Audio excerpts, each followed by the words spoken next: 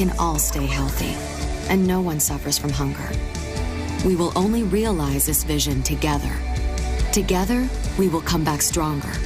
Together, for a future with health for all, hunger for none.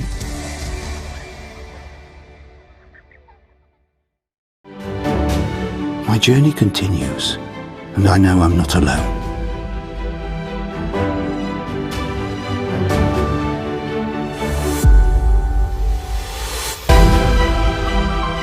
Because together, we can make a difference every day.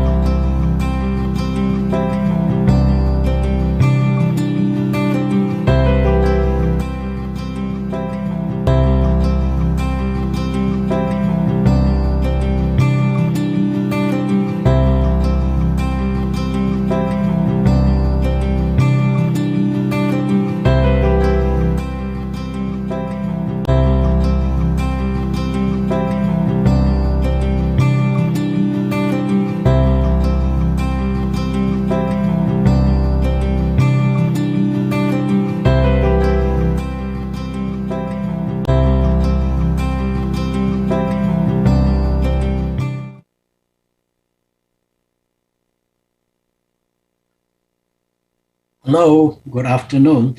Can you hear me? Thank you. I just got the information from the Secretariat of the LOC saying that Dr. Natalia Lugi is not able to be in live session now. The initial planning is that both he and I be the moderator of this session. We have 4 speakers. So I have to introduce all the speakers by myself. Please allow me to, because I am the first speaker, I have to introduce myself. Anyhow, first of all of you are welcome to this session. This session is the Asci meets ESCR, prevention of cardiovascular disease. The first speaker is Dr. Yongliang Wan, that's I myself. I am the current professor of radiology, College of Medicine in Changchun University. And I'm also the president of the Asci. I'm also the immediate past president of the Asian Society of Thoracic Radiology, And publication, regarding publication, I have published more than 340 peer-reviewed articles and has been invited to deliver 73 domestic lectures and 99 speeches in international meetings. I'm also the reviewer of the 22 medical journals. May I have my video to show? Dear distinguished guests, ladies and gentlemen, it is my honor to have this opportunity to share my experience with you about my topic entitled Significance and Assessment of Coronary Artery Calcification on Non-Gated, Non-Enhanced Chest CT Image. I have nothing to declare in this presentation. This is the outline of my presentation today. Introduction, clinical significance of CAC, assessment of CAC and lung nodule on non-gated, non-enhanced CT or low-dose CT, factors affecting CT attenuation. And then we'll talk about visual assessment of CAC and AI in the assessment of CAC. Finally, we'll come to the summary. Introduction.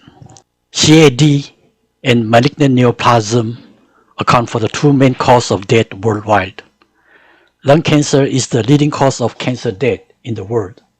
Assessment of risk factor of CAD, including Framingham risk factor, have become an important part in the prevention and treatment strategy for CAD.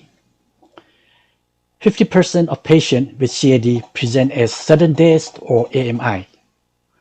15 to 20% of patients with sudden death or AMI have no conventional risk factor.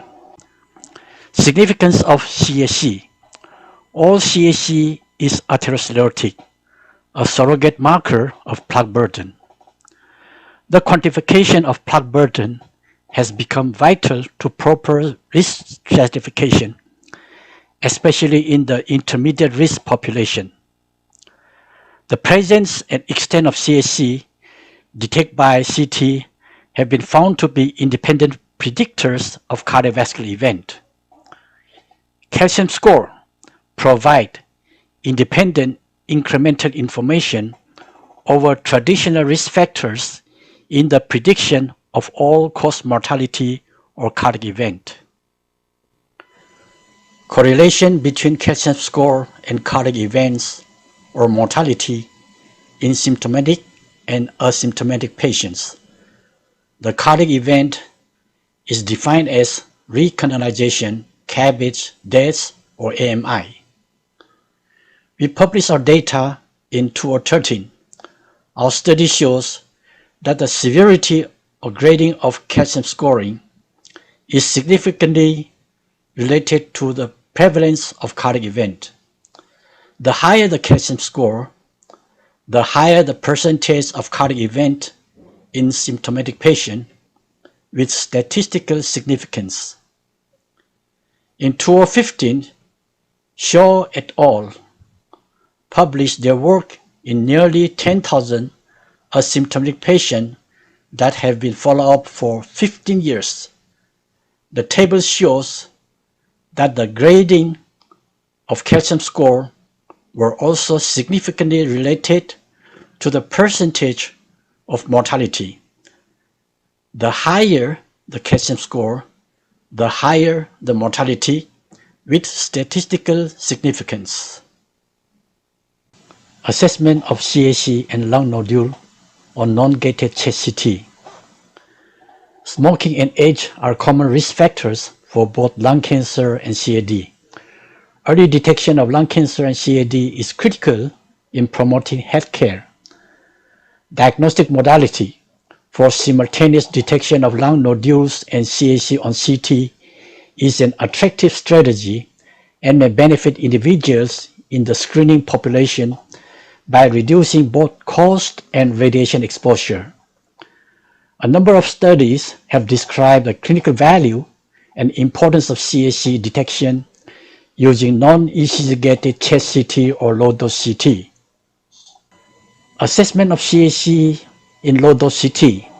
The ACCT and STR published the 2016 guidelines for CAC from non-contrast, non-cardiac chest CT scan and recommended that, if feasible, in a patient over 40 years old, first, CAC should be reported on all non-contrast chest CT scan class 1 and at least be visually estimated as non, mild, moderate, or severe. Number 2, it is reasonable to perform ordinal assessment of CAC class 2A. Number 3, Agatston score class 2B. Now let us talk about the factors affecting CT attenuation and calcium scoring. Factors affecting CT number or calcium score. This includes CT scanner, tube voltage, image noise, motion artifact, slice thickness, variability from observer. As comparing with filter back projection, IR will lower CT attenuation. Those are the factors not affecting CT number or calcium score. These include tube current, when kVp is larger than 120 and MA is less than 150, used for measuring CAC. The other includes scanning time and beam pulse. Do filter convolution and displayed field of view affect the calcium scoring? Let us see our result. Flowchart of two scanning modes and image reconstruction. For all CT protocol, the tube voltage was 120 kV, slice thickness was 3 mm, the image matrix was 512 by 512, the tube current time product was 20 to 45 mAs for low-dose CT and 66 mAs for ECG gate standard cardiac CT. Scanning parameters, image protocol, and radiation dose of low-dose CT and standard cardiac CT using 320-row CT scanner as shown in this table. Comparison of results of 4 scanning protocol with those of standard cardiac CT. As you could appreciate the protocol over here using filter convolution 02 with displayed field of 40 cm and 22 cm. And this is the filter convolution 08 with display field of view 40 cm and 22 cm. Under the fixed display field of view, calcium score in FC08 were significantly higher than those in FC02. Under fixed filter convolution, calcium score were significantly higher in 22 cm display field of view than in 40 cm display field of view. The different filter convolution, field of view, and total calcium score of each figure A, B, C, D, E are shown in this table. This is to conclude that both FOV and kernel have impact on calcium score.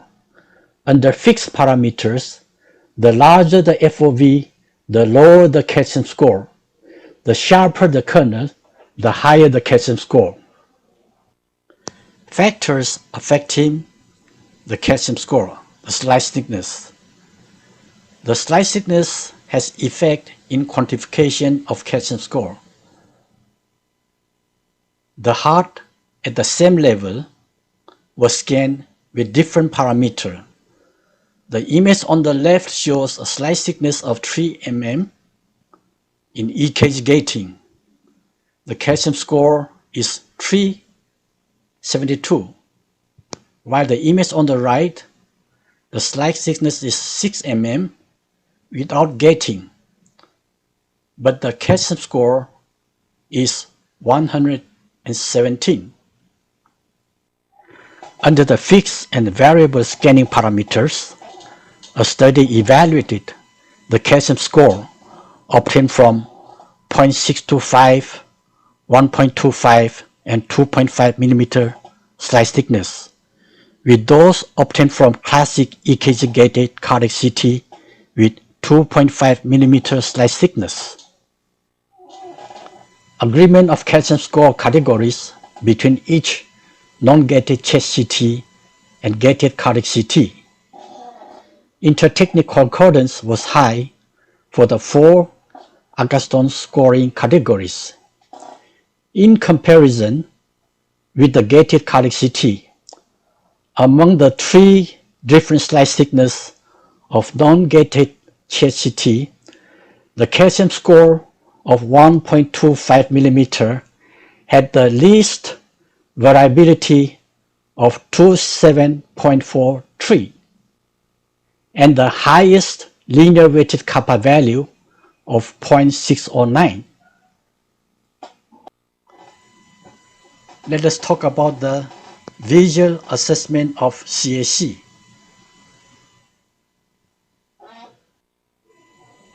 Visual assessment of CAC on low-dose CT. Scoring method 1. Visual assessment of non, mild, moderate, or heavy CAC for the entire coronary arteries. Scoring method 2. Segmented vessel-specific scoring by using an ordinal scale of 0 to 3. Scoring method 3. Agatston scoring. These are the examples of cardiac CT showing different degree of CAC. Mild CAC score 1, moderate CAC score 2, severe CAC score 3. In the study by Charles et al. That was published in Radiology in 2015, it was concluded overall visual assessment of CAC exhibit fair agreement with categorized Agatston score. Radiologists assign participants to the same risk category as the Agatston score in 73% of scan, and to within one category in almost 100% of scan. The overall visual assessment of CAC also demonstrated good inter-reader agreement among different radiologists. Visual assessment of calcium score on low-dose CT. Although visual assessment and categorization of CAC is simple, requiring no special computer program or processing time. However, this visual categorization required training before assessment. It is more subjective, less quantitative, and there is no global standard so far. Let us move to the item AI in the assessment of CAC. Deep learning for automatic calcium scoring in CT. A deep learning algorithm for coronary calcium score show good agreement with manual scoring with ICC of 0.79 to 0.97, even in the evaluation of non-cardiac dedicated CT.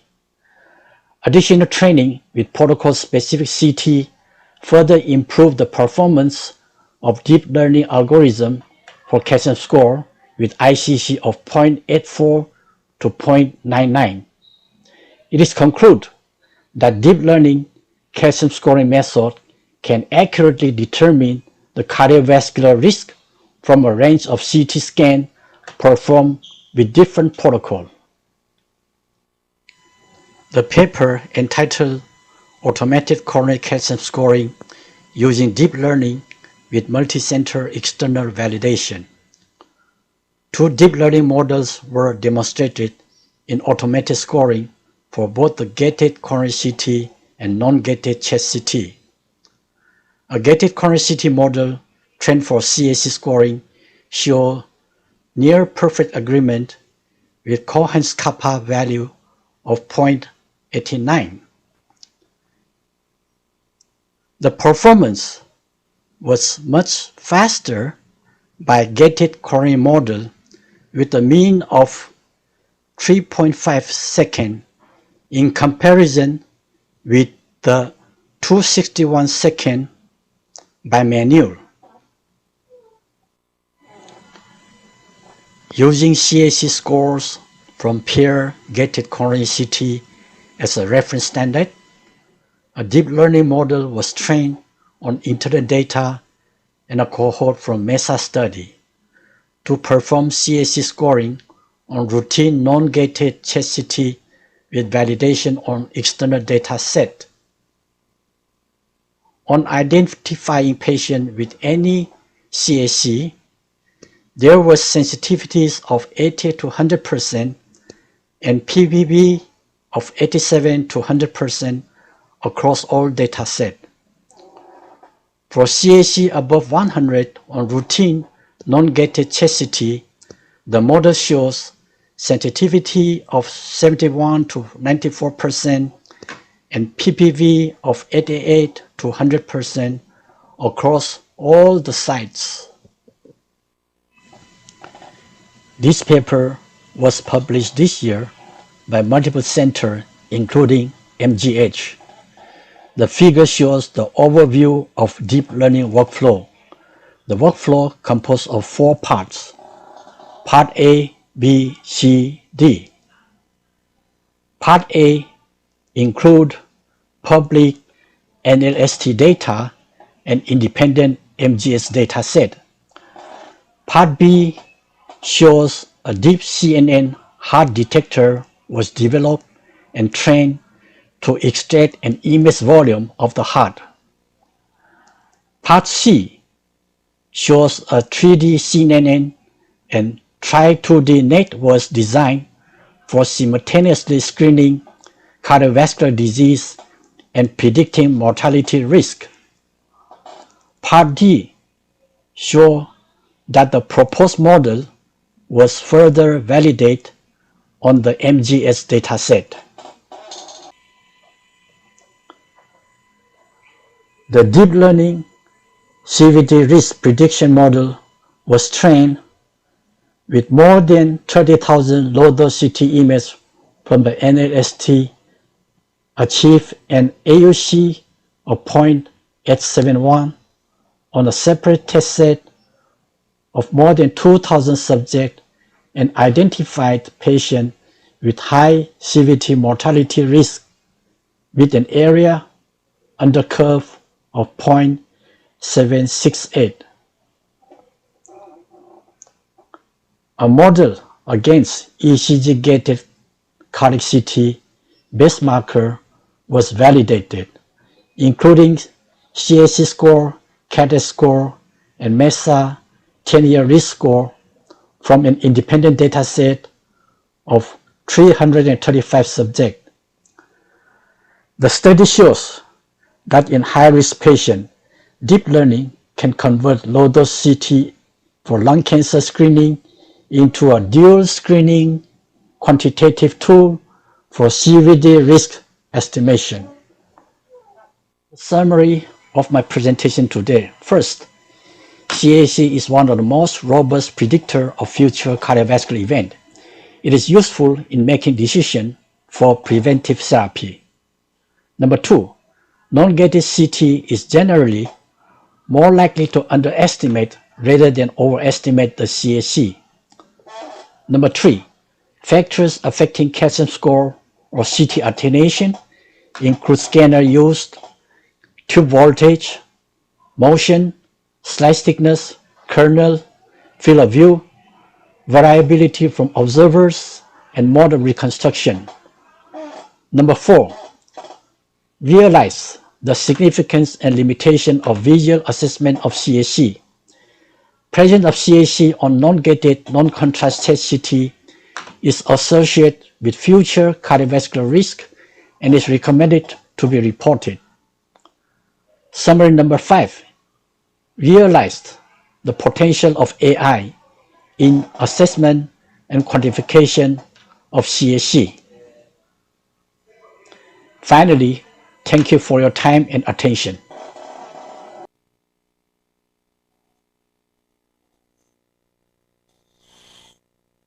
Fortunately, the video shows is completed within 20 minutes.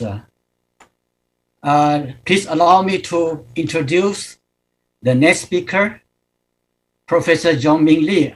I believe all of you well known about him. The topic he's going to give today is CT screening of CAD in high-risk patients.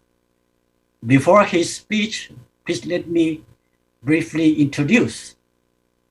Professor Lee currently is the Professor of Radiology and Biomedical Image Engineering, Director of Radiology Department, School of Medicine, Kyungpook National University.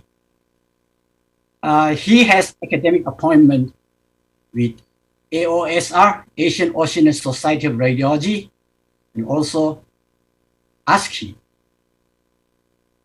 He has an outstanding academic achievement.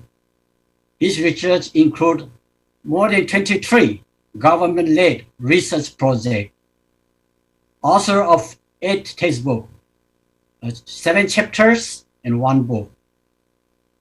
He has given almost 200 scientific presentations and lecture in official congress. Now, would you please show the video by Professor Lee? Kinds of myocardial perfusion imaging technique, static, qualitative evaluation, and dynamic, measuring myocardial blood flow volume. And myocardial damage can be evaluated using delayed enhancement CT. This is for myocardial fibrosis. And the chamber function can be evaluated using overall motion abnormality and volume-based function, volume, ventricular volume, atrial volume changes, and strain of the chamber wall, and voltage map together with the ECG can be done. So in this talk, I would like to talk about cardiac CT screening of coronary artery disease in high-risk patients based on evidence-based discussion. Let's start with the CT coronary angiography. In 2010, Asci appropriate criteria, we can find the CT application for the asymptomatics with the high risk. This CT angiography is appropriate because of high risk. And diabetes mellitus is one of representative high risk for the coronary artery disease. It is written in European Society of Cardiology guideline. And the diabetes patient without symptom, they have a high prevalence of coronary artery disease is reported concept. And this paper shows CTCA prognostic value for the diabetic patient, high-risk patient. CTCA was showed good prognostic value, which is better than baseline risk factors. And also, this showed the good negative prediction. So this positive and negative cases were widely separated. And this moderate degree stenosis, that means 50 to 70%. Step up the risk of this coronary artery disease remarkably. And along this same appropriate criteria, how about for the acute chest pain patient with the high risk but ambiguous ECG and enzyme finding? In this case, CTCA is appropriate. But when the ECG and enzyme findings are so typical, then CTCA is regarded as inappropriate because the patient should not spend time for additional examination before recanalization. And also the patient did not increase the radiation or contrast media before coronary angiography and PCI. That is the rationale why it is inappropriate. But in this paper, CTCA was applied for the acute chest pain patient with or without high risk. In this case, CTCA was a single modality which could triage the patient with acute chest pain syndrome. So in emergency settings, CTCA was also useful. And for the ACPS, the sensitivity reached 100% and specificity was 91%. And in this appropriate criteria for the chest pain syndrome, stable angina patient, when the probability is intermediate, this CTCA is recommended. But in case of high probability, also, again, this CTCA is not recommended, but it is classified as uncertain. Because of same reason, they put the CTCA as uncertain. Yeah. So the patient would rather go to angiography room directly is the rationale. But in this paper, they evaluate the cost effectiveness of this CTCA and other strategies, diagnostic strategies for the stable chest pain syndrome patients in emergency room setting. And they declare the high risk, high likelihood patients, it is best with the first step exercise test, and then as a second step, CTCA or stress echo. This combination showed the most cost-effective strategy. So even in case of acute and stable chest pain, both cases, this CTCA has some roles and is supported. So this is kind of consensus report. So how about the CTCA as gatekeeper for cardiac catheterization? That means for the high-risk patient, the evidence is clear to put CCTA as a primacy.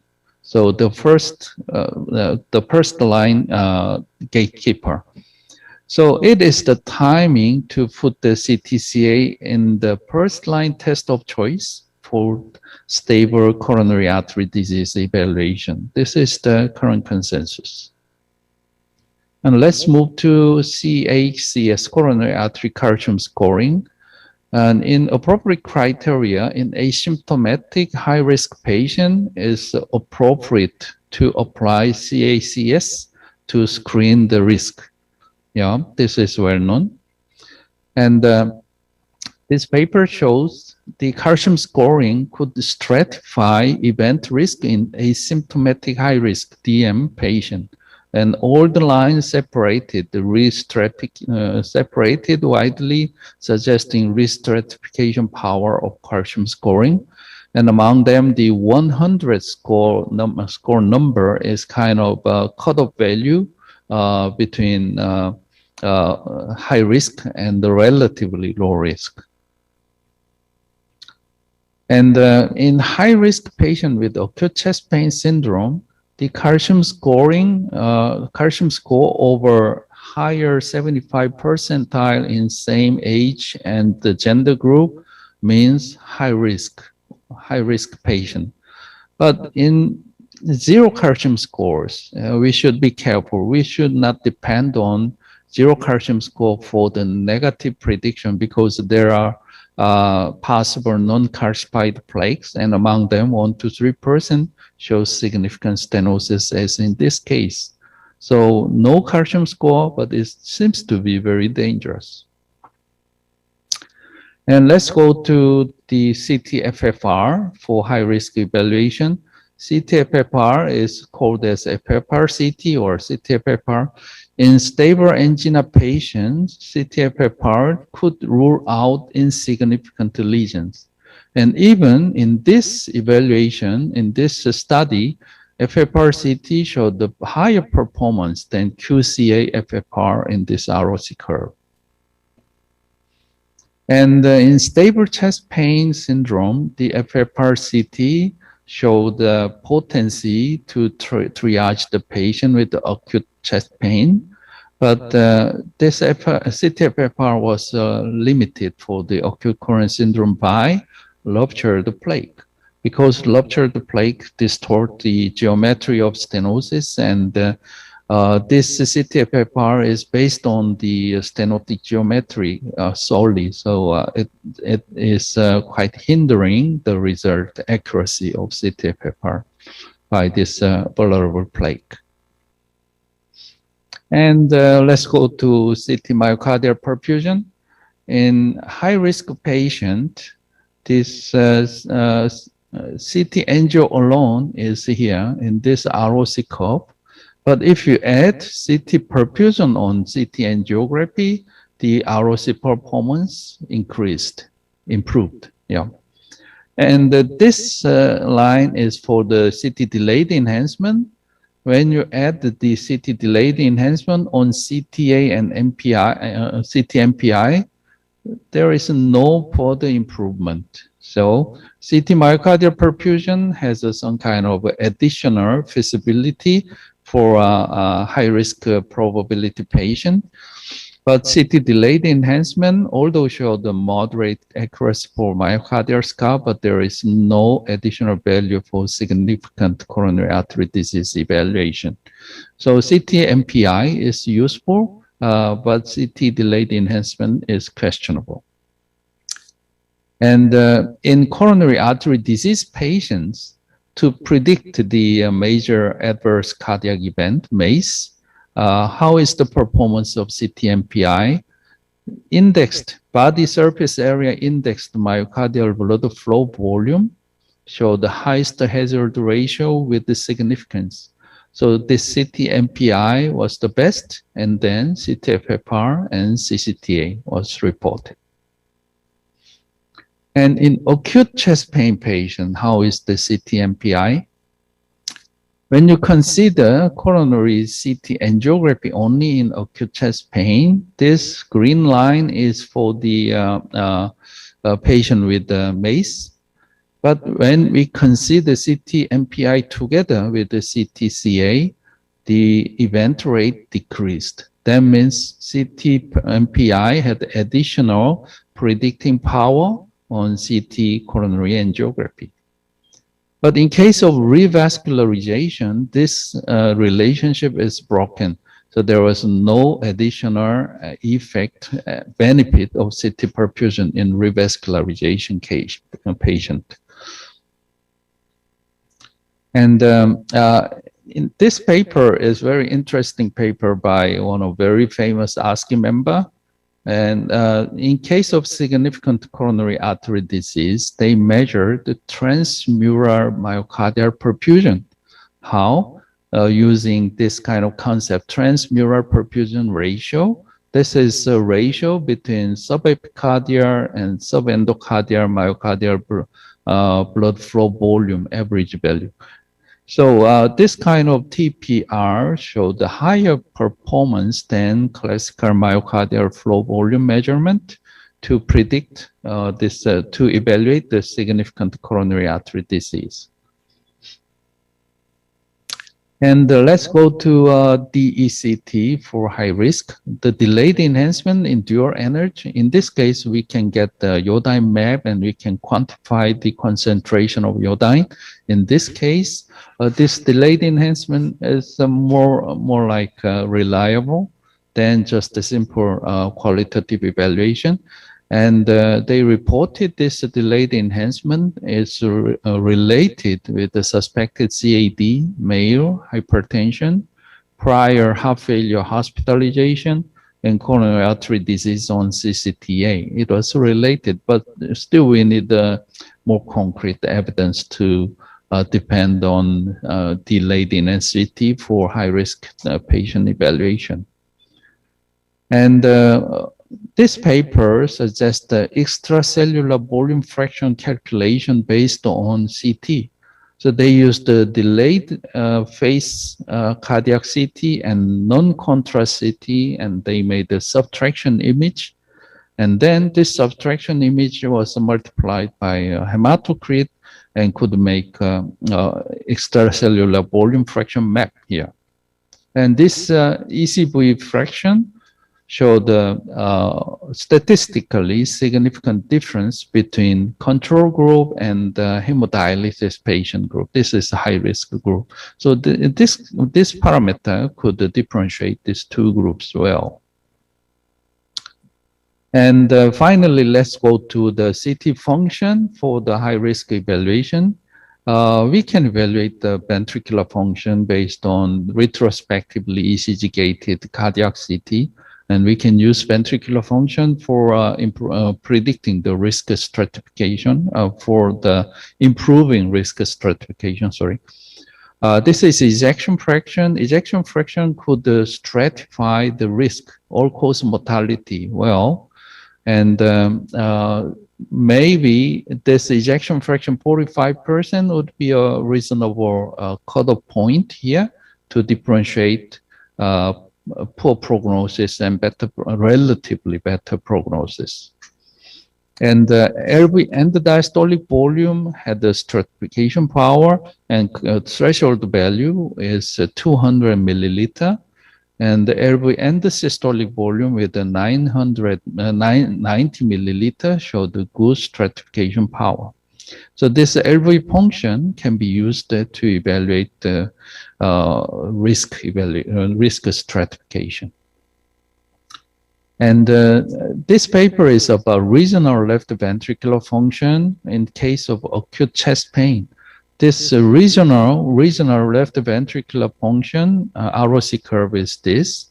And when you add this regional LV function on the angiography, the performance increases more. So this regional LV function evaluation has incremental value for acute coronary syndrome evaluation over simple stenosis morphological evaluation. And in case of acute chest pain in this paper, this left atrial diameter and the LV myocardial muscle mass, two parameters could predict MACE additionally on traditional risk factors and calcium scoring and CT coronary angiography. So these two parameters had additional impact on the risk of prediction. And this paper shows the left atrial function in case of heart failure evaluation. Left atrium total emptying fraction, that means how much volume are generated by left atrial wall motion. That is total emptying fraction. This total emptying fraction showed the best performance here in ROC curve for heart failure prediction. And this graph shows this is LV ejection fraction, this is LA total emptying fraction. Left LV ejection fraction, when LV ejection fraction decreases, the mortality increases definitely. But in case of a high LA total emptying fraction group, the relationship is broken. But in opposite, left atrial total emptying fraction shows always good relationship by its own number and the mortality, regardless of left ventricular ejection fraction. So, of course, this is very classical marker for the LV systolic function and cardiac systolic function even, but we should consider left atrial total emptying fraction. So in epilogue, the screening of high-risk patient of CAD is possible using cardiac CT in a viewpoint of calcium scoring and the CTCA morphology evaluation and CT-FFR for the coronary function evaluation, and also with the comprehensive cardiac CT, including myocardial perfusion imaging, delayed enhancement, and ventricular function evaluation. All of these options of cardiac CT for high-risk patient is already supported a lot by literature. But we should always keep in mind about the provider's resource. We need energy, time, and everything. And also we should consider about the patient safety, whether we need additional radiation or additional contrast enhancement. Thank you very much for your attention.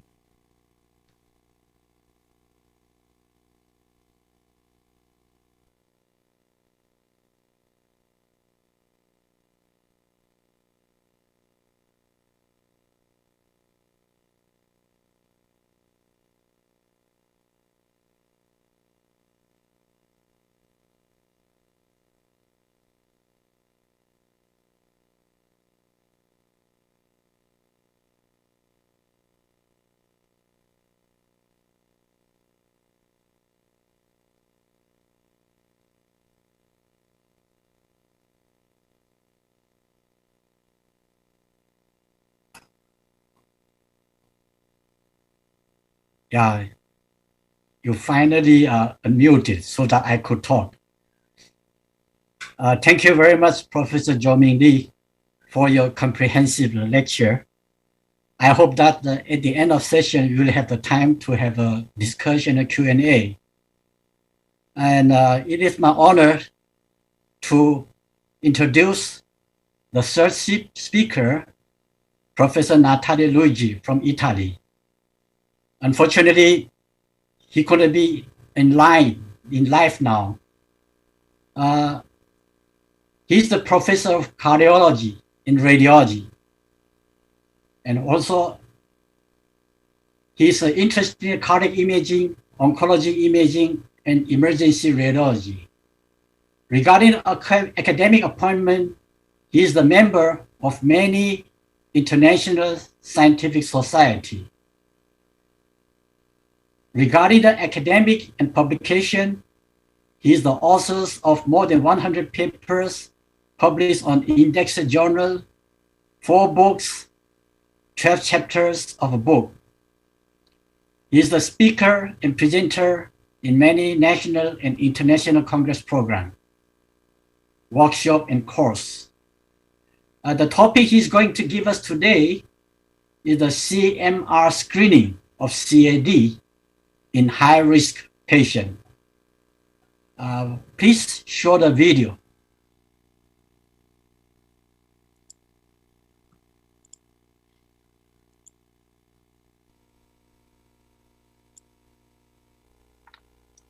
Dear colleagues, on behalf of the European Society of Cardiovascular Radiology, it's my pleasure to represent our society in the Asci 2021 annual meeting. Unfortunately, once again, it's not a face-to-face meeting, but I hope that in next future we will come together again. So it's my pleasure now to speak about my topic, this SCMR screening of coronary artery disease in high-risk patients. This is the outline of my presentation. I speak briefly about the high-risk subjects, few words about pathophysiology with the crucial and very important question about ischemia or stenosis. And finally, I'll give you an overview on the guidelines, the current guidelines, and what is the evidence about the topic from the most recent published papers. So a few words about the definition of high-risk subjects.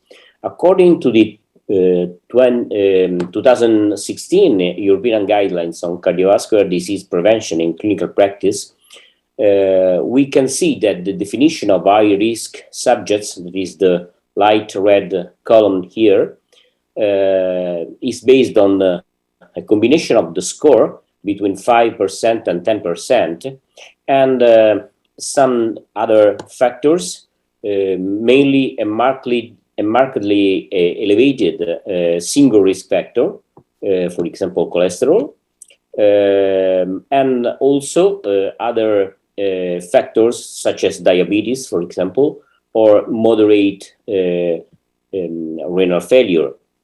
So in this situation, the recommendation from the international societies for imaging is very poor. You can see here that the 3 most important tests, there are imaging tests that are indicated in high-risk population without symptoms, is the calcium scoring, the evaluation of the atherosclerotic plaques by carotid ultrasound, and the ABI, but with a poor evidence. The indication is in class 2B, that means not clearly indicated in terms of benefits for the patient with relative poor evidence.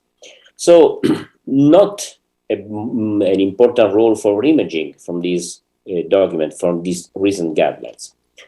But this is the definition of the high-risk subjects.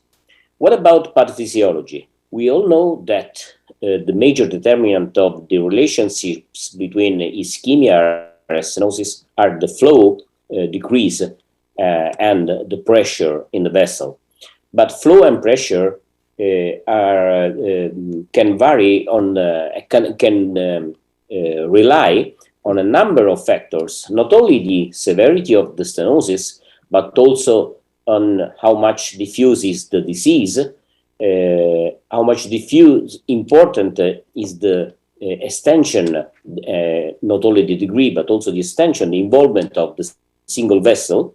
If there are multiple stenosis, how much heterogeneous is the remodeling of the vessel or the affected vessel, and finally the endothelial dysfunction. So a combination of factors that can modify flow and pressure in the diseased vessel or vessels.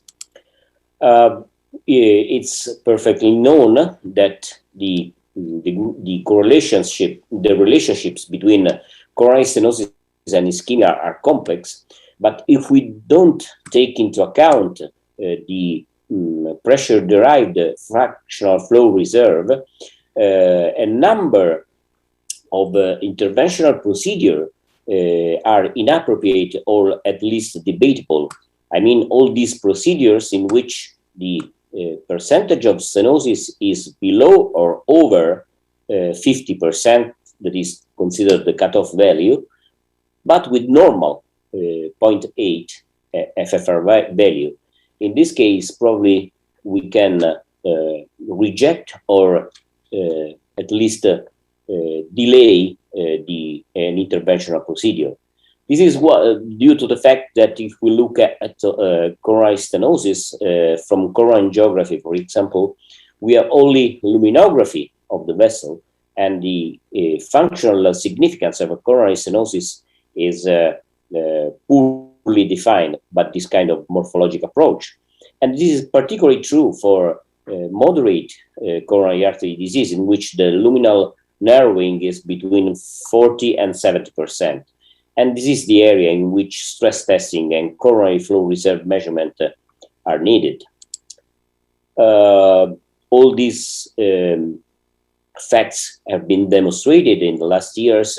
I don't want to bore you with all the data concerning fractional flow reserve measurement, but just to mention one study, the FAME study, demonstrated that MACE, death, myocardial infarction, CABG or PCI are completely different if we go to revascularize the patient based only on the degree of stenosis or based on FFR, and the survival rate are different in this situation.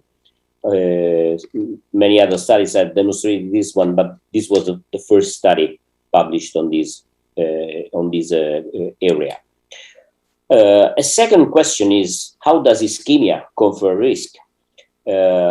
We all know that moderate to severe ischemia is a marker for high risk of death, or at least myocardial infarction, but it is still unclear whether the increased risk of death is related to an adverse effect of ischemia per se, an occlusion, complete occlusion of severe stenosis, a sudden onset of arrhythmias, of high degree arrhythmias, or if the fact that more severe ischemia is a marker of a more large atherosclerotic burden, I mean, a higher number of vulnerable plaques. Nevertheless, we know that we have a lot of powerful tools to assess ischemia. And in many studies in the last 15 years, it has been demonstrated that in CMR with perfusion study is a very powerful tool for the assessment of perfusion defects and reversible ischemia. This is the first study published in European Journal on the role of CMR perfusion compared to SPECT in a multi-center trial with multi-vendor scanners, 241 patients with suspected coronary artery disease with high disease prevalence, 77%, and in a single vessel, multi-vessel disease, CMR performed looking at ROC analysis at least equal to SPECT, both gated and ungated. The second study, it's the MR Impact 2, showed again the superiority of the CMR versus SPECT in the entire population study and also in multi-vessel disease population. And finally, this is another study published on Lancet in 2012, the CE-MARC study, another prospective trial with 752 patients with the lower disease prevalence, 32%, again, comparison with SPECT. And we can see here that whatever is the cutoff that we use for coronary artery stenosis evaluation, 50%, 75%, 50% for the main left and 70% for 75% for the other vessels. In single vessel or in multi-vessel disease, CMR performed always better than SPECT. So a clear-cut superiority of CMR, perfusion CMR over SPECT. What about the current guidelines? If we look at the 2010 American Heart Association guideline for the assessment of cardiovascular risk in asymptomatic adults, this is our topic, our range of subjects. We can see that the indication for imaging is very, very poor. At that time, only nuclear perfusion techniques were considered, and the indication for stress MPI, the indication for stress MPI is for asymptomatic adults with diabetes or with a strong familial history of coronary artery disease, but again with a debatable indication, class 2B, with a poor level of evidence. So very, very strict and small indication for perfusion imaging. And if you look at the document on the American societies for appropriateness criteria for imaging in patient with for detection and risk assessment of patients with stable ischemic heart disease, we can see here that the only indication is for stress ECG in patients with elevated coronary artery disease risk, when ECG is interpretable or able, and the patient is able to exercise. And the indication for stress testing or coronary CTA is debatable. And of course, if the patient is unable to exercise, ECG is uninterpretable, no indication for stress ECG, and debatable indication for stress imaging. But in 2019, the European Society of Cardiology published guidelines for the diagnosis and management of chronic coronary syndromes with this new definition. And of course, new indication in class 1, so a good indication with a good level of evidence was given for coronary CTA or ischemia testing in patient with suspicion, with symptoms and suspicion of coronary artery disease, and also as an important recommendation was the clinical likelihood of coronary artery disease in order to decide which test will be performed in chronic coronary syndrome, with a further indication for ischemia testing when coronary CTA is uncertain. But more important, that can be used in our discussion about high-risk asymptomatic subjects, is this kind of table that is published on this document. You can see with the red bar the capacity of a test to rule in coronary artery disease, and in green bars the clinical likelihood range where tests can rule out coronary artery disease. And we can see here that, as we know, coronary CTA is very, very effective in ruling out the disease, the coronary artery disease, while on the other hand, PET and stress CMR are superior in ruling in coronary artery disease. And when we are dealing with high-risk subjects without symptoms, it's important to rule in coronary artery disease. So, in my opinion, and also probably in the opinion of the people that prepared this document, PET and stress CMR could be considered superior in high-risk subjects to ruling in patients for coronary artery disease. And I want to mention some studies with CMR. You can see in the next slides that is not only perfusion CMR, but let's start with this study that was published on the Journal of Cardiovascular Magnetic Resonance. And it was about the prognostic value of stress CMR in asymptomatic subjects with known coronary artery disease. It's a retrospective cohort studies conducted between 2009 and 2011 on more than 1,000 asymptomatic subjects. But what is really important, we have a median follow-up of 9 years. And if you see the figures here, you can realize that the annual event rates of major adverse cardiac events increases when we have ischemia and late enhancement on board. This means that silent ischemia and unrecognized myocardial infarction were associated with MACE and are independent predictors. And again, if you look at ischemia data only, you can see here that the cumulative incidence of MACE is higher in patients with ischemia if compared with patients without. This is another study published last year about CMR perfusion for asymptomatic patients with diabetes type 2 and high cardiovascular risk. This is the CATCH pilot study. This is the profile of the study, and you can see here the results. More than 20% of subjects as a positive stress CMR with obstructive coronary disease. It means 1/5 of asymptomatic diabetic high-risk patients have ischemia.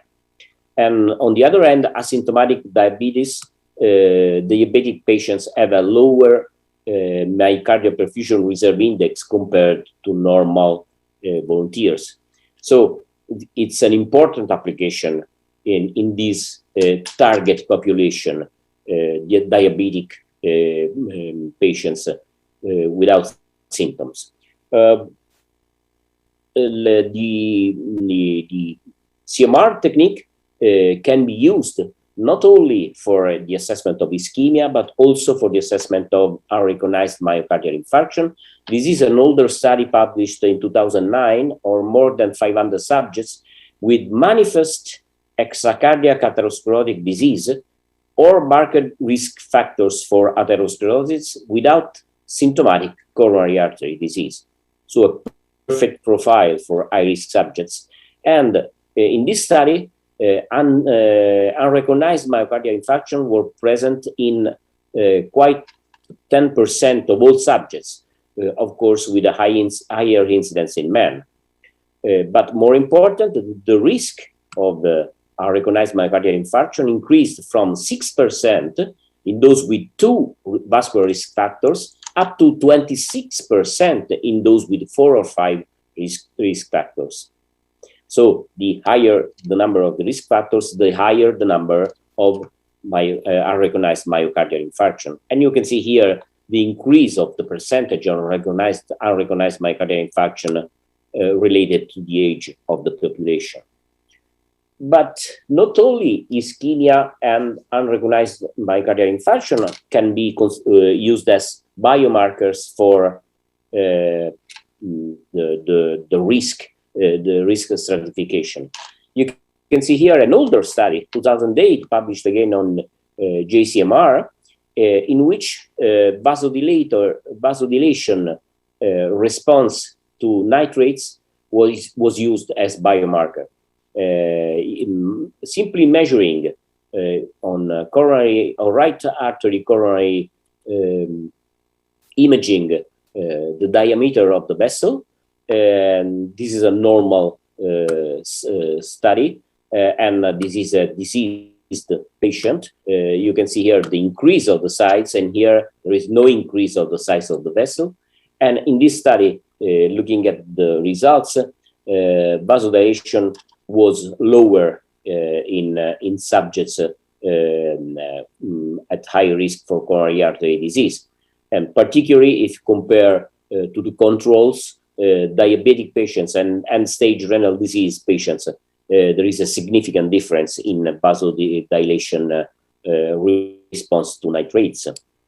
Not only dipyridamole or adenosine can be used as stressor agent. We have another study here published on JCMR in 2011 on asymptomatic subjects using the dobutamine stress MRI, mainly CINI MRI, but in a smaller group of the study also perfusion imaging with the dobutamine in high-risk, middle-aged, and elderly subjects. And again, you can see here that in a patient with inducible ischemia, the event-free survival is lower compared to patients without inducible ischemia. And looking at multivariate regression analysis, you can see that asymptomatic ischemia is the only significant parameter compared to mass diabetes, tobacco use, and hypertension. Finally, another study that showed the increment of coronary flow reserve over ischemia and perfusion, ischemia and unrecognized myocardial infarction, measuring the flow under stress and at rest in the coronary sinus using phase mapping technique. And you can see here that, of course, the presence or absence of late enhancement and presence of absence of ischemia are good predictors of events, but also the assessment of coronary flow reserve from the measurement of flow in the coronary sinus using a cutoff value of 2 is a good stratifier. And in a composite model, you can see that putting together age, gender, ejection fraction, percentage of late enhancement, percentage of ischemia, by adding the coronary flow reserve, the ROC value is higher. It's the blue line compared to the black line without coronary flow reserve measurement. This is the final study that I want to show you in a different population, because as coronary artery disease equivalent, we considered atherosclerotic involvement of different districts, for example, peripheral. We considered diabetes, of course. We considered also renal failure. But for example, in patients with systemic sclerosis, where microvessels are affected by the disease, we can see that using a more advanced setting of CMR parameters, such as LG, T1 mapping, T2 mapping, and extracellular volume, the performance of these parameters can stratify better our patients in terms of events, our patient with systemic sclerosis, of course, in terms of events, if the value are below or under the cutoff for each of these techniques. So, some take-home points to conclude my presentation. First of all, actually, guidelines do not recognize the definite indication for non-invasive imaging tests in asymptomatic high-risk subjects. And I try to show you that there are many studies in which non-invasive imaging tests have been demonstrated superior to stress ECG and able to re-stratify risk. And among these study techniques, among these tests, perfusion CMR performs better than conventional SPECT studies or stress echo. High risk definition for a patient include many different clinical situations, mainly in the area of coronary artery disease equivalence, according to the ESC definition and also a AHA definition, particularly diabetic patients, but I try to also to remember extensive atherosclerotic disease, renal failure, and also systemic sclerosis subject patients. So if we consider that guidelines do not recognize clear, definite indication, probably a patient-tailored diagnosis and mostly risk stratification is needed rather than a systematic approach. Dedicated and patient approach has to be preferred in this situation until definite demonstration of indications for non-invasive imaging tests for high-risk patients will be published after multi-center trials. This was my last slide, and thank you very much for your attention. And let me remember that also this year our society will go unfortunately still online, not face to face. We hope it will be the last one, and for next year 2022 I hope to invite all you in Rome for the next annual meeting of ACMR. But in the meantime, follow us on October 21, 2023 for our online edition update from around the world of cardiovascular imaging. Thank you very much for your attention. Yeah, very thankful to Dr. Matteo Luigi. Also, he was not online, but I would like to appreciate his lecture. He spent a lot of time to prepare that presentation. Let's move on to the last lecture, Professor Marco Francon. He is the full professor of radiology at Humanities University in Milan. His major research include the cardiovascular imaging with CT and MR. Regarding the academic appointment, he is the member of the editorial board of the European Radiology, European Journal of Radiology, International Journal of Cardiovascular Imaging, and Radiologia Medica. He has published more than 100 index papers. The topic he is going to give us today is CMR screening of genetic hypertrophic cardiomyopathy. Please show the video. Good morning, and thank you very much for this kind introduction. It's a pleasure for me and an honor to be part of this joint session with the European Society of Cardiac Radiology that I'm representing as scientific chairman and member of the board since years. The topic I was asked to talk about today refers to what is probably one of the most commonly addressed clinical indications to cardiac MR, which is the screening of patients with genetic forms of hypertrophic cardiomyopathy. The definition provided regarding this genetic disease by Dr. Maron is quite striking and simple. It refers to the presence of an inappropriate myocardial hypertrophy occurring at an absence of any detectable cardiac or systemic cause, such as arterial hypertension or aortic stenosis. So by definition, hypertrophic cardiomyopathy requires exclusion of secondary causes. And if we look morphologically at the typical hallmark of the disease, what we see here is a asymmetric basal form with remarkably increased left ventricular wall thickness, leading to an introduction of ejection fraction and a subsequent reduction of end-systolic volume that is clearly recognizable also on echocardiography. I was telling you before, it's one of the most commonly addressed indications. These data were published years ago by the Italian group of cardiac imaging, but the same statistics have been repeated in larger numbers in our ESCR registry available on the website. And what we're doing here is to look at almost 3,500 consecutive patients undergoing cardiac MR throughout the national territory in Italy. And if you see HCM was roughly 10% of the indications after ARVC and myocarditis being the first and the second.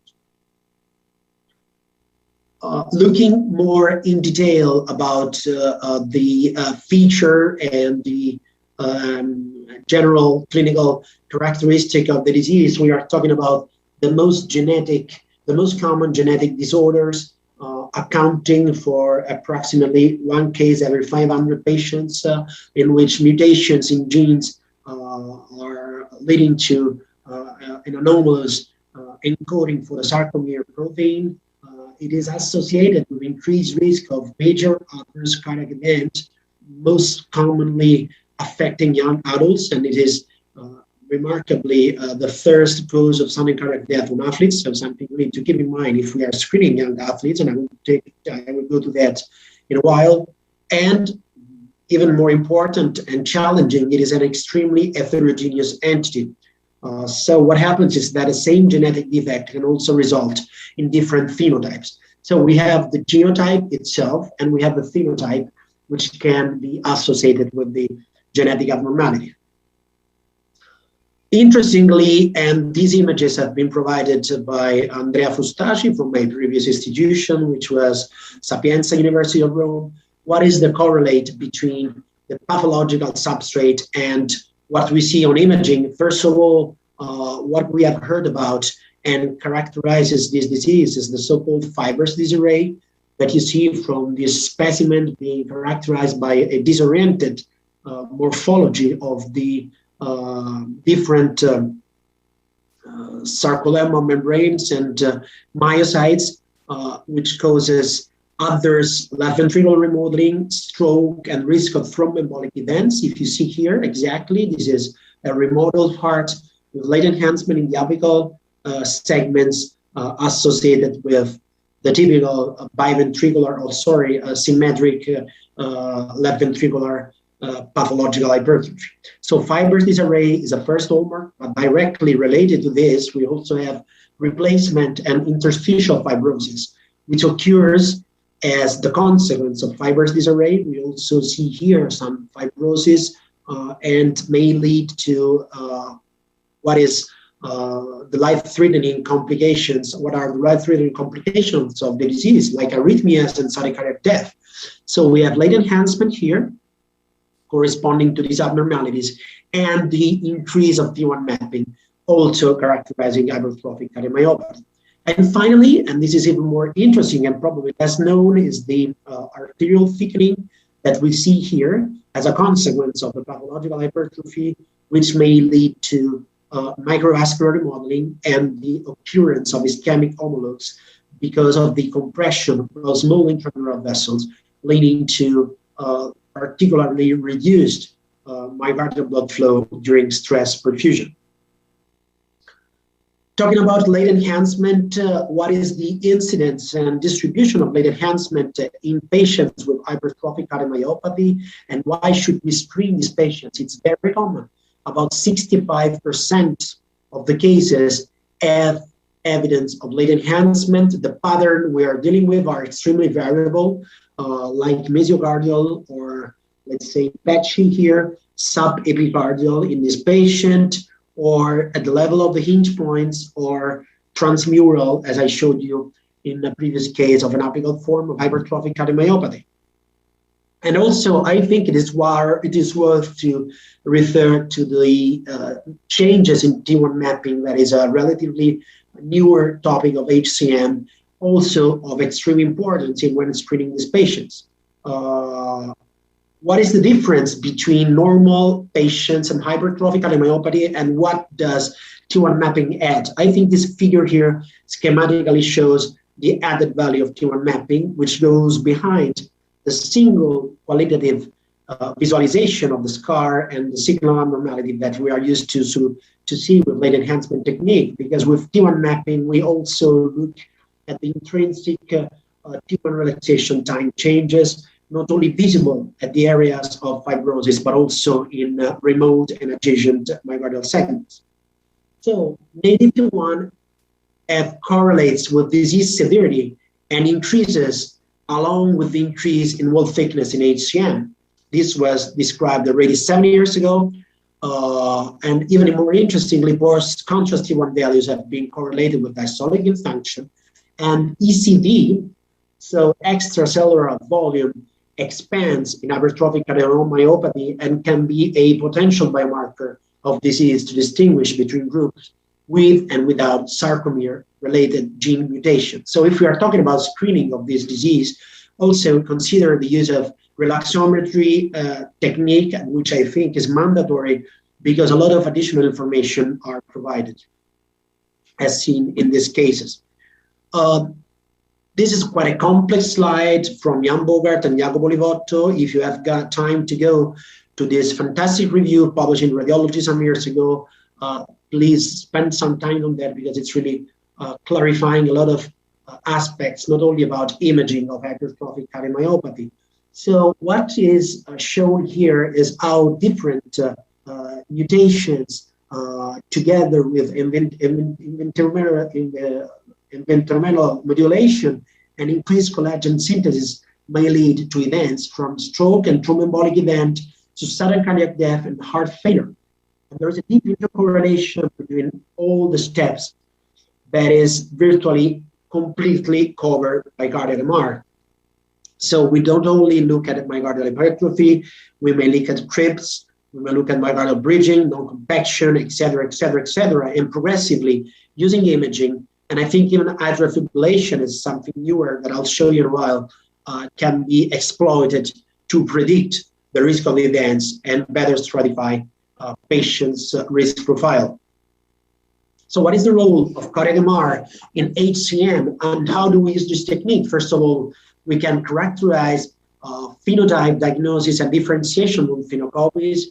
We can look at dynamic light ventricular outflow obstruction. We can look at microvascular ischemia, fibrosis, and disease progression. We can stratify patient risk, look at atrial fibrillation. We can use imaging to plan and assess clinical intervention. And finally, we can use it to evaluate the genotype positive and phenotype negative individuals. Starting from the HCM phenotype, the geometry that we are used to see, we have a lot of variants, a lot of morphologies. Probably the most common or almost the most common manifestation of HCM is shown here, being characterized by the presence of symmetric forms in which the hypertrophy is concentric and homogeneously affect all myocardial segments. We see this pattern in 40% of the cases, but even more commonly, we have asymmetric basal forms of disease, which are usually encountered in 50% of the cases. As you see here, there is a pronounced basal septal asymmetric hypertrophy that causes this flow acceleration and systolic anterior motion that I'll tell you in a while. We have less common patterns of disease, like this asymmetric mid pattern with remodeling of the apex, or we may have a spade-like asymmetric apical form that is seen in 2% of the cases. And even less common, exceptionally rare, are these pseudo-nodular forms in which the hypertrophic cardiomyopathy pattern may mimic a myocardial mass, which was in this case confused to be as a fibroma of the heart, for example. It's not only a matter of the main pattern, but also a matter of clinical evolution. So different phenotypes evolve through different clinical stages. And again, I highly recommend you to read this article from Jacopo Livotto. Florence is the world expert of hypertrophic cardiomyopathy. So what he was reporting here is a sort of evolution of different phenotypes over time, starting from patients with the so-called non-hypertrophic form of hypertrophic cardiomyopathy, in which a genetic diagnosis has been established. Everything is totally normal. There is no late enhancement. There is no risk or limited risk of sudden cardiac death. But we see some precursors of disease. Typically, these are a deep invagination of the myocardium that have been called as intramyocardial crypte, and always take care and focus on that when you're screening these patients. This is followed by the classic pattern in which, like here, we have a concentric symmetric form of hypertrophy, LV mass increases, late enhancement is very common, 40% of the patients, and the risk of sudden cardiac death is probably less than 1% per year, so really significant. Classic forms may evolve to cases with average remodeling. I already showed you this, in which ejection fraction start to go down because the ventricle remodels because of the fibrosis. Late enhancement is 50 to 75% present in cases, and risk of sudden cardiac death increases exponentially to almost 10% per year. And the last stage is a restrictive physiology pattern. I think saying that this patient has an hypertrophic cardiomyopathy is very complex, is very challenging. What we have here is a risk of sudden cardiac death approximately 10% per year. Ejection fraction is reduced, a restrictive physiology with a reduced global systolic performance of the left ventricle is clearly seen in this patient and shows an end-stage form of disease. We even have less common phenotypes. Why am I showing you these cases? Not only because it has been reported in our history, but also because if you're screening this patient, also look at cases like this. This was a patient who came with a diagnosis of left ventricular non-compaction. And if you see MR here pattern, it clearly corresponds to the criteria. Measuring the non-compacted versus compacted shows a ratio of more than 2. Mean wall thickness was increased, and diastolic volume was increased. LV mass was remarkably increased. Late enhancement was patchy here with some edematous inhibition on T2 sequences. Honestly speaking, when we did this MR, we raised the doubt that this patient might have not only, let's say, a pattern of hypertrophic cardiomyopathy, of non-compaction, but some genetic disorder could have been overlapped. Patient underwent selective core angiography and ventriculography, and you see this hypertrophic-related appearance of the myocardium and the pattern, the histological pattern corresponding to a typical form of HCM that we reported in circulation, our group, Nicola Galea from my previous institution, Sapienza University, and it was a novel mutation present in a family with different genetic penetration, as you see here.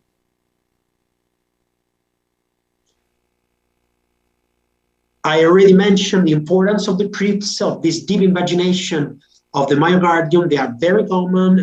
Martin Maron and Barry Maron reported this in a previous article published in Circulation Cardiovascular Imaging. So again, consider that even in patients with non-hypertrophic form, these abnormalities can portray a form of hypertrophic cardiomyopathy.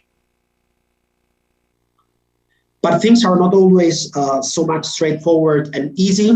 Like here, for example, we have 5 different cases of hypertrophic cardiomyopathy or hypertrophic phenotypes, but 5 different diagnoses. If we looked simply at steady-state repossession images like here, we would note that probably we have different degrees of hypertrophy. Number 3, number 4, and number 5 have higher degrees of hypertrophy, but compared to patient number 1, it is virtually impossible to find a differential diagnosis, whilst 2 is an athlete heart, 3 is an Anderson Fabry, 4 is an aortic stenosis, and 5 is an amyloidosis.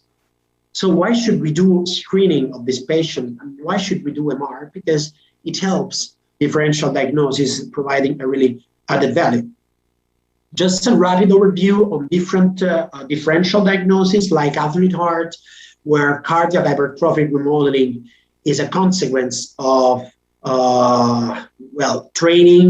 It is much more common in power sport than in endurance sport and leads to ECG alterations. It can lead to hypertrophic changes of the myocardium with biomarkers increase and echocardiographic alterations, and raising a differential diagnosis can be very challenging. Look at this heart, for example. I think it's case number 2 I showed you before.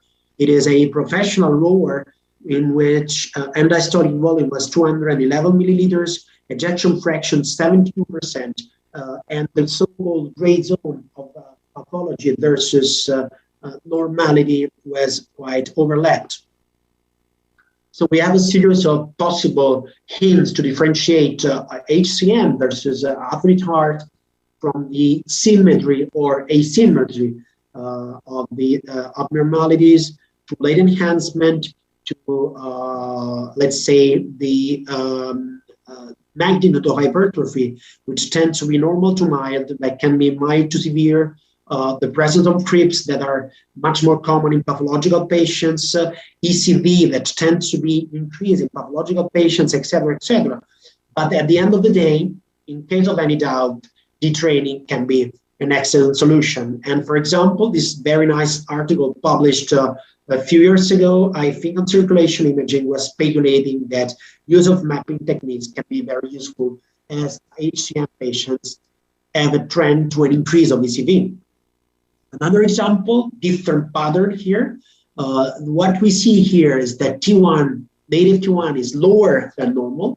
You know that the normal range is between 950 and 1,000. In this patient, the hypertrophy is remarkably increased. There is an area of late enhancement, typically subendocardial in the infrarotary wall. What is this patient having? He has a Fabry-Anderson disease. The reason is that the lowering of T1 correlates with the accumulation of glycosphingolipid within the heart. It is associated with a typical concentric form of disease, and the relevant law of mapping is related to the fact that low native T1 is a surrogate of glycosphingolipid storage and can reflect disease penetrance. And finally, another case, very common, very typical for those doing cardiac MR, of a different phenocopy of hypertrophic cardiomyopathy is shown here. Concentric hypertrophy, patchy in homogeneous late enhancement, native T1 very high, around 1,800, and extracellular volume is 47%, remarkably increased. In this patient, we have an amyloid accumulation, a different story, in which extracellular deposition of an amorphic amyloid material leads to the typical zebra pattern effect of the so-called wrong time inversion time effect with high extracellular volume. So we can use an MR for the differential diagnosis between asymmetric and symmetric forms of disease, and particularly if we are dealing with asymmetric forms, always consider HCM as the first diagnosis, sarcoidosis and neoplastic disease as possible alternatives, but in symmetric form, several other differentials can be taken into account. And finally, in the last very few seconds, let me briefly stress two aspects of HCM that can be of interest. First of all, the hemodynamic compromise that is shown here, very common in asymmetric basal forms of disease, where we have flow acceleration here. The septal hypertrophy leads to LVOT narrowing, flow acceleration, followed by pressure drop and the so-called systolic anterior motion of the Madrox valve. That is a cause of syncope and potential sudden cardiac death. And finally, the last point for which screening can be very important regards the risk assessment of sudden cardiac death with HCM. Definitely CMR is the best technique to assess the geometric spread and differentiate HCM from other entities, but it's not only this. Fibrosis yields prognostic significance, and there is an extensive literature showing that the majority of HCM patients have LG areas it has a low positive predictive value in predicting SDC and aborted sudden cardiac death. But on the other side, it has a potential role in predicting events in hypertrophic cardiomyopathy patients, like from this large meta-analysis published in JACC Imaging 2012, in which CMR was predicting or provided and yelled the most significant, powerful predictor of cardiac complication in hypertrophic cardiomyopathy. So this was my last slide. Thank you very much for your attention. It has been a pleasure, and I'm of course open for discussion at the end of the session. Thank you, and have a nice day. Thank you for your wonderful lecture, Dr. Marco. Actually, there are some few questions. The question to Dr. Jioming Lee, he already answered the question in the chat.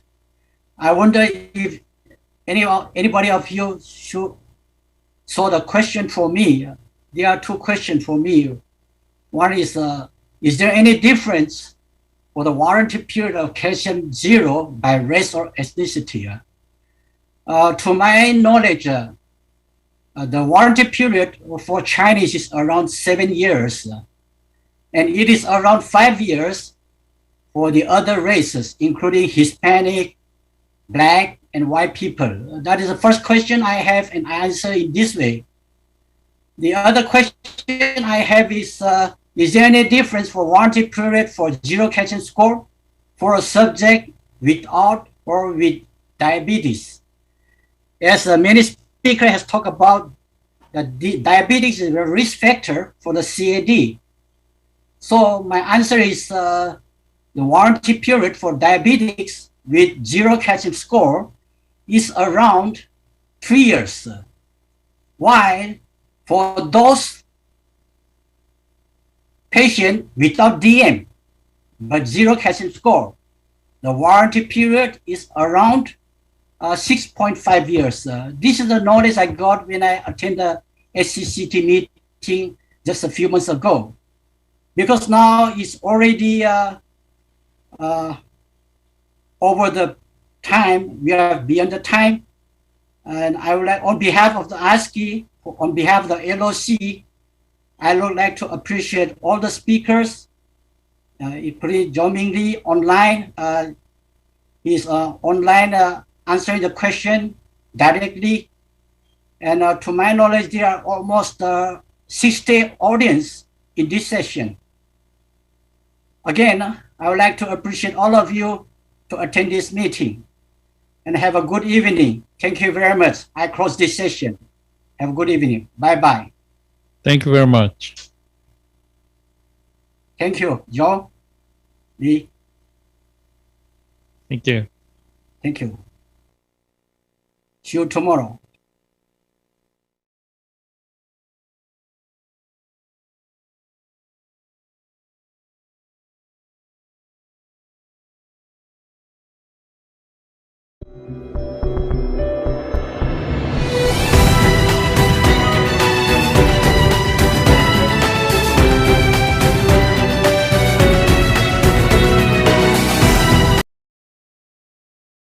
One day, we can all stay healthy, and no one suffers from hunger. We will only realize this vision together. Together, we will come back stronger. Together, for a future with health for all, hunger for none.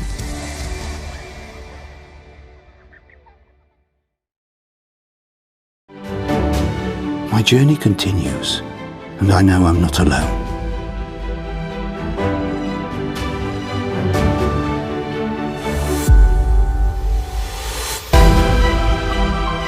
Because together, we can make a difference every day.